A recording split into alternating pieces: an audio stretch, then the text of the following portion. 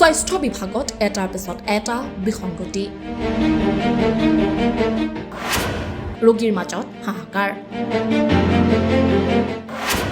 বিটিঅ'ৰ স্বাস্থ্য বিভাগৰ ফুকুলা স্বৰূপ দুৰ্ভোগ ভুগিছে স্থানীয় ৰাইজ পৰ্বতজোৰা শিলবাৰী এখন উপ স্বাস্থ্য কেন্দ্ৰই উটঙাইছে বিটিঅ'ৰ স্বাস্থ্য বিভাগৰ ফুকুলা স্বৰূপ উপ স্বাস্থ্য কেন্দ্ৰটোত কেৱল মাত্ৰ এগৰাকী নাৰ্ছে টিকাকৰণৰ লগতে গৰ্ভৱতী মহিলাৰ ক্ষেত্ৰত তেজ হিমগ্লবিন ৰক্তচাপ আদি সকলোবোৰ ৰোগৰে পৰীক্ষা কৰিব লগা হয় য'ত এজন চিকিৎসকৰে অভাৱ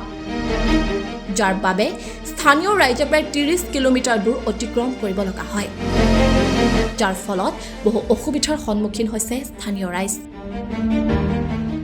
এনেদৰে প্ৰায় 7খন গাঁৱৰ ৰাইজ প্ৰাথমিক চিকিৎসা সেৱাৰ পৰাও বঞ্চিত হ'ব লগা হৈছে উপ স্বাস্থ্য কেন্দ্ৰটোত চিকিৎসক বা সমূহীয়া স্বাস্থ্য বিষয়া নিযুক্তি নিদিয়াৰ ফলত অঞ্চলৰ ৰাইজে প্ৰাথমিক চিকিৎসা সেৱাৰ পৰাও বঞ্চিত হোৱাৰ অভিযোগ উত্থাপিত হৈছে গৰ্ভৱতী মহিলাসকলৰ ক্ষেত্ৰত বহু দূৰ দূৰণিৰ চিকিৎসালয়লৈ যাব লগা হোৱাৰ বাবে নিজ বাসগৃহতে কেতিয়াবা চিকিৎসা কৰিব লগা হয় আনফালে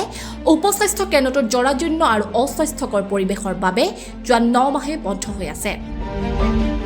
স্থানীয় ৰাইজে এজন চিকিৎসক বা সমূহীয়া স্বাস্থ্য বিষয়া নিযুক্তি দিয়াৰ লগতে জৰাজীৰ্ণ উপস্বাস্থ্য কেন্দ্ৰটোৰ গৃহটো মেৰামতি কৰাৰো দাবী উত্থাপন কৰিছে বিলাসীপাৰাৰ পৰা লাতিফুল ইছলাম ৰিপৰ্ট DS News 24/7